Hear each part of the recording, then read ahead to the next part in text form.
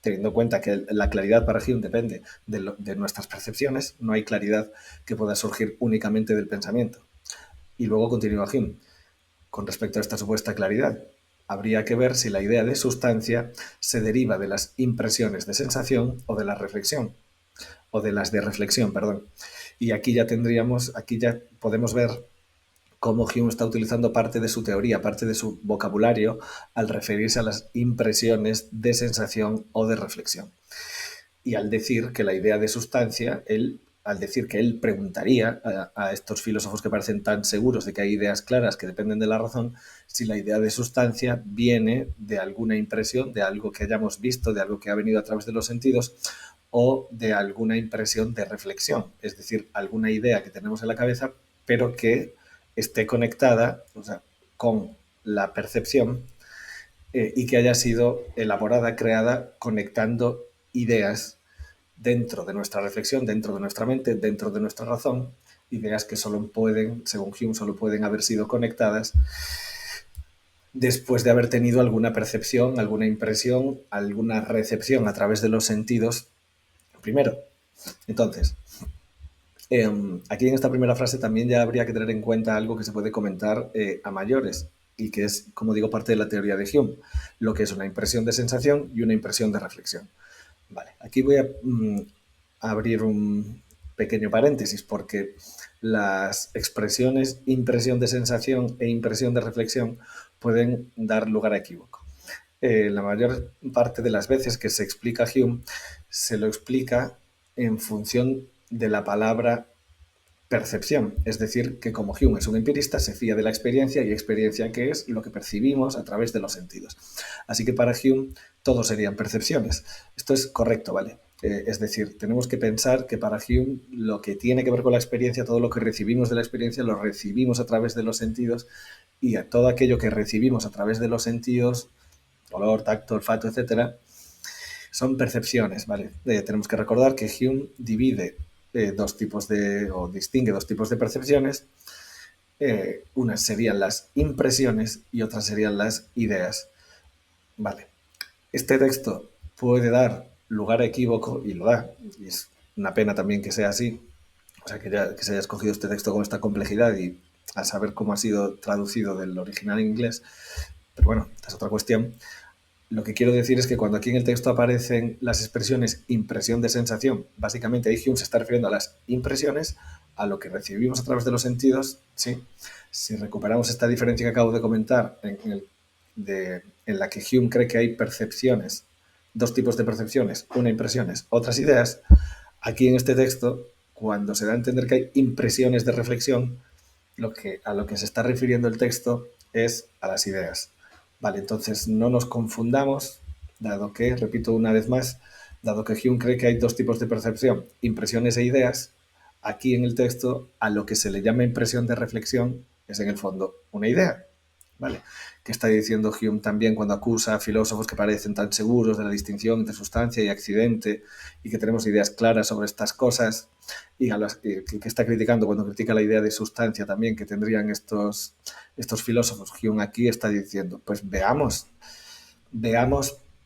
esta idea de sustancia si tiene que ver con alguna percepción que tengamos, y en este caso si tiene que ver con alguna impresión, es decir, con alguna percepción de los sentidos, o veamos si tiene que ver con alguna percepción no ya de los sentidos, sino de las ideas, es decir, de alguna forma en la que si tiene que ver con cómo se relacionan algunas ideas entre sí.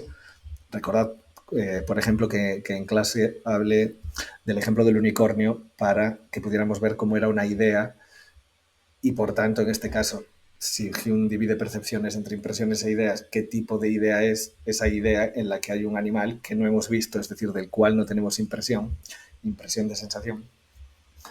¿Y cómo es que se ha formado? Ya hemos llegado a la conclusión de que se formaban por una relación de ideas, es decir, porque sí que existe la percepción de un caballo y existe la percepción de animales con cuerno.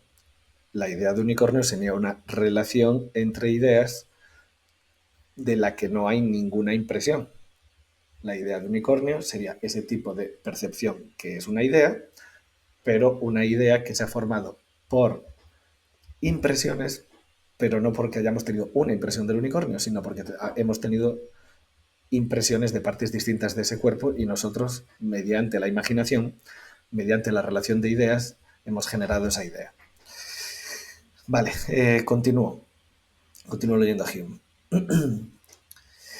Y también aconsejo, claro, que sé que estoy siendo, digamos, un poco exhaustivo a la hora de describir el texto. Recomiendo que se vea el texto parando este vídeo, viendo cómo voy siguiendo el razonamiento según se lee el texto para tenerlo más claro y no perder el hilo. Vale, sigo con la segunda frase. Si nos es dada por nuestros sentidos, se refiere a esta idea de sustancia, pregunto, ¿por cuál de ellos y de qué modo? Si es percibida por los ojos, deberá ser un color, si por los oídos un sonido, si por el paladar un sabor, y lo mismo con respecto a los demás sentidos. Vale, aquí no hay mucho que explicar, es lo que acabamos de comentar de la teoría de Hume. Es decir, no hay nada en la idea de sustancia que pueda venir de una impresión. No hay nada de la idea de sustancia, según Hume, que pueda venir porque hayamos tenido una percepción por ninguno de nuestros sentidos. Hume dirá, de esta idea de sustancia, ¿con qué olor se corresponde? ¿Con qué visión de la sustancia se corresponde? Así que para Hume no hay no hay nada en la idea de sustancia que venga de los sentidos. En esta frase simplemente está reafirmando eso. Sigue Hume, pero no creo que nadie afirme que la sustancia es un color, un sonido o un sabor. Sigue lo mismo, no podemos haberla tenido por los sentidos. La idea de sustancia deberá derivarse entonces de una impresión de reflexión, si es que realmente existe.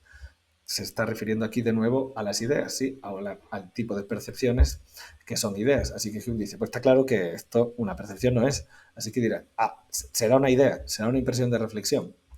Y luego continúa, pero las impresiones de reflexión se reducen a nuestras pasiones y emociones, y no parece posible que ninguna de estas represente una sustancia. Aquí tendríamos que hacer una pequeña alusión en el comentario de texto a la teoría que tiene Hume sobre las emociones. Este es otro de los aspectos que se deja bastante de lado de Hume y que aquí está mencionado muy de pasada. Básicamente, tenemos que tener en cuenta que la idea de sustancia, como ya he mencionado en algún momento en clase, tiene que ver con la creencia de que en todas las cosas que percibimos hay algo esencial en ellas, es decir, que las cosas tienen una esencia. Que por ejemplo una silla tiene una esencia, que un perro tiene una esencia, y luego tienen algunas características más superficiales. Es decir, por ejemplo, una silla puede ser blanca o marrón, pero si definimos una silla esencialmente por ser el tipo de mueble, digamos que tiene un respaldo, una tabla para poner el culo y 4 patas, su esencia estará en ese respaldo, en esa madera para apoyar el culo, en esas 4 patas. Es decir, una silla dejaría de ser una silla si, por ejemplo, tuviera 2 patas, o si no tuviera un lugar donde poner el culo, o si no tuviera un respaldo. Pero no dejaría de ser una silla si fuera blanca o verde, y no dejaría de ser una silla si fuera una silla más alta o más baja. En principio, no dejaría de ser una silla porque el lugar en el que la ponemos en el culo pues sea redondo o cuadrado. Esto lo que nos quiere decir es que el tipo de análisis que hace Hume va precisamente a intentar saber cuál es esa esencia en muchas de las cosas.